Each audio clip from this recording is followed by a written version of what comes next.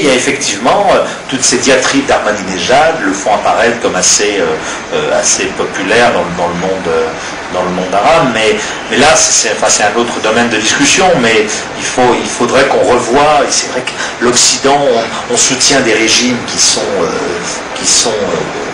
tout à fait sympathiques, mais qui sont minoritaires s'il y avait de vraies élections chez eux. Et on en revient, l'islamo-nationalisme est le mouvement maintenant qui a le vent en poupe au Moyen-Orient. C'est les gens qui m'ont enlevé, mais qui aujourd'hui, qui ont accepté de négocier avec les Français, et qui aujourd'hui luttent contre Al-Qaïda et s'allient même aux Américains, mais c'est des gens qui sont nationalistes, mais pour qui l'islam compte. Et donc il faut les accepter, ces gens-là. Le Hamas, c'est un mouvement islamo-nationaliste. Le Hezbollah, c'est un... Voilà. Mais évidemment, ça nous pose des problèmes depuis le 11 septembre, on attend. Voilà. Mais il ne faut pas globaliser, il ne faut pas généraliser, etc. Mais on est mal parti lorsqu'on voit, si vous permettez, McCain, qui est surtout vraisemblablement le prochain président américain. L'autre jour, je ne sais pas si vous avez suivi à la télé, dans une conférence de presse en Jordanie, à propos d'Al-Qaïda, il dit voilà, mais Al-Qaïda qui est formé, qui est entraîné en Iran, les chiites, etc. Et puis il y a ce Lieberman, un de ses conseillers, qui dit non, c'est pas l'Iran, l'Iran c'est chiite, etc. Alors, vous voyez, le futur président américain ne connaît même pas ses ennemis, c'est quand même assez dramatique et effrayant. Est-ce que le fait que Saddam Hussein finance les familles des martyrs en Palestine a joué un rôle dans la volonté des Américains de bloquer?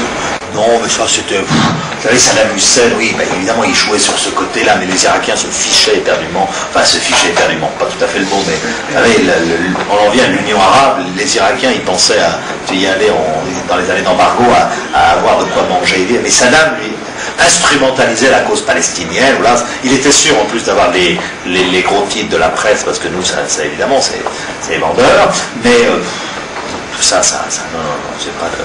Mais ça fait partie de la propagande. Ils voulaient, depuis longtemps, ils avaient considéré qu'il fallait en finir avec Saddam Hussein, je pense qu'il y a eu une conjonction d'intérêts entre les Américains et les Israéliens qui voulaient casser cet Irak qui a quand même été toujours un phare dans le monde arabe, avec du pétrole, de l'eau, des gens intelligents, de l'argent, un type un petit peu, plus qu'un petit peu incontrôlable, donc il fallait en finir. Et ils savaient pertinemment qu'il n'y avait pas grand-chose, c'était finalement, ça allait être une promenade de santé, que Saddam avait tripatouillé quelques bombinettes, mais pas grand-chose, mais que c'est pas l'Iran d'aujourd'hui. Et donc finalement, il y avait cette volonté je pense, de créer un déséquilibre, de confessionnaliser et de casser ce Moyen-Orient, quoi. On le sait qu'aujourd'hui, les gens autour de Bush sont des gens quand même sur une ligne très pro-israélienne, et encore même plus pro-israélienne, ce n'est pas, mais pro-Likoud, c'est-à-dire il faut casser ce Moyen-Orient, faire des micro-États avec des... Dans quel but, excusez-moi, mais dans quel but? Il y a les intérêts pétroliers, effectivement, mais je ne pense pas que c'est uniquement pétrolier. Il y a pétrolier, mais il y a aussi une volonté de surveiller les Saoudiens, une volonté de surveiller l'Iran, de s'implanter. Surveiller, pourquoi on va surveiller les Saoudiens? Parce que les Saoudiens, c'est la patrie de Ben Laden, et que l'Arabie Saoudite, c'est un pays qui regorge de pétrole, mais qui est quand même d'une stabilité fragile. Parce que pour le coup, l'Arabie Saoudite aussi, quand vous y allez, vous vous rendez compte que Ben Laden, c'est une mouvance, c'est quelqu'un qui dit des choses tout à fait vraies sur un certain nombre de sujets. C'est terrible à dire, mais parce que... Créé par les Américains. Qui a été créé par les Américains. Fallait-il pas maintenir un équilibre entre l'Irak et l'Iran, parce que le Moyen-Orient, c'est ça, quoi. Oui, voilà.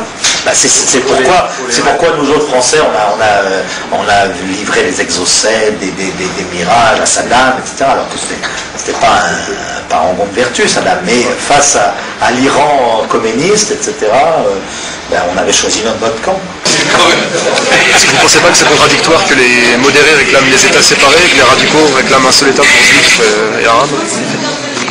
On n'imagine pas, par exemple en Afrique du Sud, que les modérés...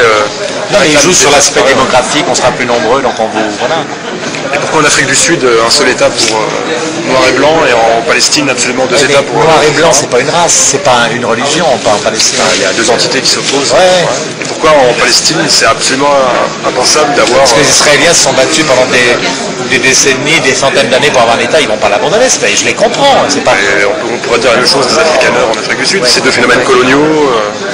Pourquoi ce déséquilibre? Pourquoi d'un côté on accepte la volonté Vous avez tout à fait raison, mais c'est un grand débat. Ouais.